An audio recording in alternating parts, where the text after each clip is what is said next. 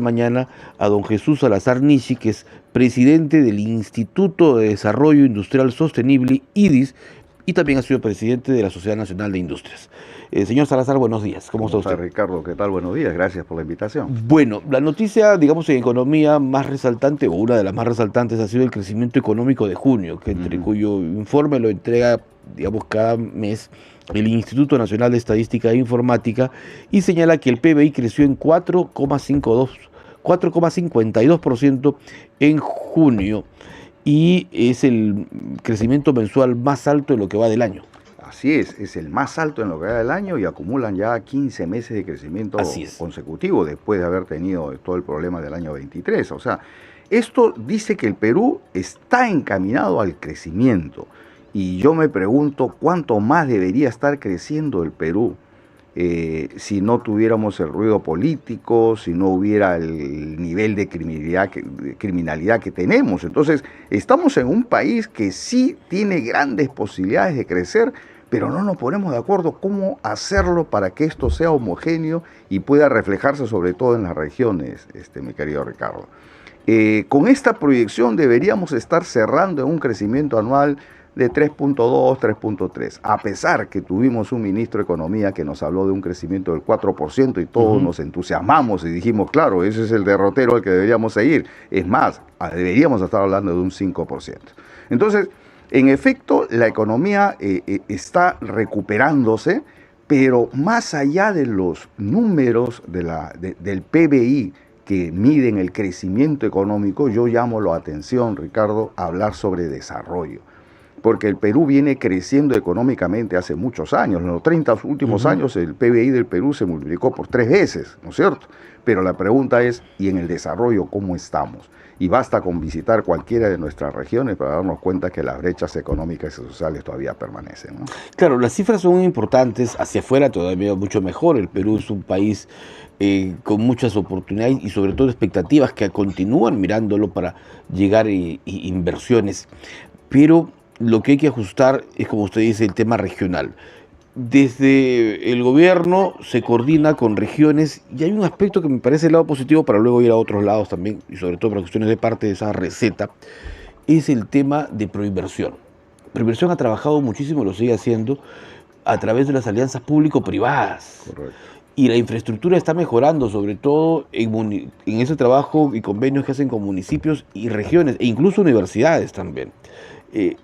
Este es un camino que deberíamos seguir y profundizar, porque cuando participa el sector privado y participa Proinversión, pues prácticamente la obra está garantizada y ya la gente sabe que la plata que se paga como impuestos va a servir.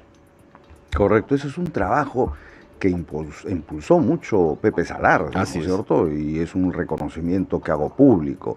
Este trabajo debería continuar y profundizarse, pero aquí viene una recomendación.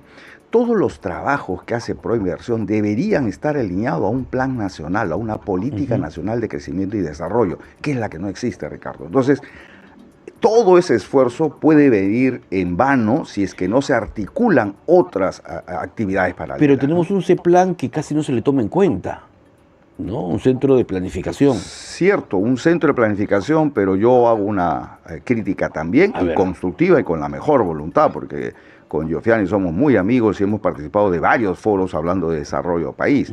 El problema para mí es desde el punto de vista de la gestión de CEPLAN. CEPLAN pertenece y depende del primer ministro. Depende del poder político. Cuando uno habla de planificar y proyectar, no puede estar debajo del poder político. Esto debería ser un gran consenso nacional, un gran acuerdo nacional, que dicho sea de paso es un acuerdo que ya no funciona, ¿no? El acuerdo nacional ya está muy venido a menos. Entonces, debería venir del lado privado, del lado académico, de la congestión, de la reunión de las cámaras de comercio, de los gremios empresariales, de los colegios profesionales, de la academia, y planificar el futuro del Perú. Entonces, yo creería que el CEPLAN debería ser un directorio privado que no dependa del poder político. Una reactivación, un cambio entonces de modelo del CEPLAN. Es correcto. En cuanto a, claro, a funcionarios sí, y a, digamos, a no tener una ligación directa como parte del gobierno. Sí, porque a las finales el gobierno va a decidir la ruta y podría cambiar esos grandes destinos al cual están llamados a hacer ese plan, ¿no es cierto? Si es que nosotros tuviéramos un plan de desarrollo, Ricardo, de largo plazo, los gobiernos que vienen tendrían que continuarlo, y eso es lo que no se ve en nuestro país. Nosotros estamos esperando cada 5 años a ver quién es elegido y a ver a dónde nos conducen, y a veces nos han llevado de extremos a extremos y no encontramos esa visión de desarrollo. Usted está recorriendo mucho el Perú. Correcto. Está tomando contacto con las regiones, con los líderes seguramente de las cámaras de comercio, haciendo también crecer el Instituto de Desarrollo Industrial Sostenible. ¿Qué encuentra? ¿Qué requieren las regiones y las provincias incluso para justamente sumarse a ese desarrollo y crecimiento económico, pero sobre todo que el hombre y la mujer de a pie lo pueda sentir? Correcto. A ver, lo que yo veo cada vez que llego a una región es una cámara de comercio muy activa, que es el centro empresarial, el neurológico de todo el sector empresarial de las regiones, que están muy dinámicas, pero están desarticuladas entre sí, que es lo mismo que pasa en nuestro estado, Ricardo. Uno va a una región y encuentra un gobernador con ganas de hacer cosas, sin embargo no está articulado con un plan de desarrollo nacional. Entonces cada uno hace lo que puede, termina su periodo, llega otro y seguimos en la misma historia toda la vida. Entonces, ¿qué es lo que se requiere? Ver cómo articular las ventajas comparativas que cada una de estas regiones tiene, pero con una visión nacional. Y ahí es donde hay una ausencia de Estado. Usted va al norte, centro o sur y ve grandes oportunidades de desarrollo. Y cuando habla con los empresarios de la región, dice, sí, pues acá tenemos muchas cosas que desarrollar, pero no hay una política que nos lleve a tomar decisiones para articular ese desarrollo a nivel nacional. Yo creería que ahí está el principal problema, ¿no? Y en cuanto a la distribución de digamos, presupuestal, porque se viene un debate presupuestal que va a ser trascendental, porque es un debate presupuestal de cambio de gobierno. Es decir, ¿cómo le vas a dejar tú? Es como cuando uno tiene que dejar la plata para todo el mes, ¿no? En la casa, pero ¿cómo vamos a distribuir? Sobre todo, que no solo alcance, sino que se distribuya de la manera más equitativa, ¿no? Porque uno en la casa, esto es para alimentos, esto es para estudios, pero ¿cómo hacemos ese presupuesto general para todo un país, para 32 millones o 34 millones de peruanos? A ver, siempre se habla que el Perú es un país que tiene pocos recursos y hay que trabajar sobre el limitado recurso que tiene. Es cierto, no somos un país rico, somos un país todavía en vías de desarrollo. Sin embargo, si uno suma, hagan ese ejercicio, Ricardo, de los últimos 10 años, los presupuestos que hemos tenido para infraestructura, y lo compara con las brechas de infraestructura, por ejemplo, que tiene el Perú, se da cuenta que en 10 años el Perú pudo haber cerrado su brecha de infraestructura. Entonces yo aquí me cuestiono y me hago la pregunta, ¿en el Perú falta recursos para cerrar las brechas o nos falta un plan para poder aprender a cerrarlas? Entonces, lo que yo veo, Ricardo, es que los presupuestos que se hacen en el Perú no guardan tampoco un lineamiento. La corrupción ha hecho que muchas brechas no puedan cerrarse. Muchísimas. Que es el principal problema, o sea, en ese aspecto. Sí. O sea, tenemos un aeropuerto lo más moderno, pero no tenemos cómo llegar. O sea, tenemos solo una entrada y una salida. Tenemos un megapuerto y tenemos solo una carretera. O sea, ¿y por qué? Porque hay proyectos que quedan a medio camino, porque se encuentran irregularidades en los o hay las adendas. Mire la línea 2 del metro. ¿Cuánto está esperando? Y vemos un China que construye un edificio en 10 horas, claro, o hace un puente en un fin de semana, ¿no es cierto? Sí, son cosas que uno dice, no puede seguir pasando estas cosas en el Perú, ¿no? Y ahora que tocas el megapuerto, el puerto del nuevo aeropuerto, o sea, tenemos una gran posibilidad de articular, por ejemplo, el megapuerto de Chancay con el puerto o las ampliaciones del puerto del Callao, con el nuevo aeropuerto del Perú, con el parque industrial Gancón, en fin. Claro. ¿Cómo tenemos tantos proyectos y no los podemos juntar? O sea, el Perú tiene el defecto de ver los proyectos todos de manera aislada, pero no somos capaces de juntarlos en un gran proyecto de desarrollo nacional. Eso es lo que vengo llamando la atención, ¿no? Hasta fines de año, bueno, con la inauguración del megapuerto se decía que se espera una ley de zona económicamente especial. Correcto. Que sigue todavía esperando en el Congreso.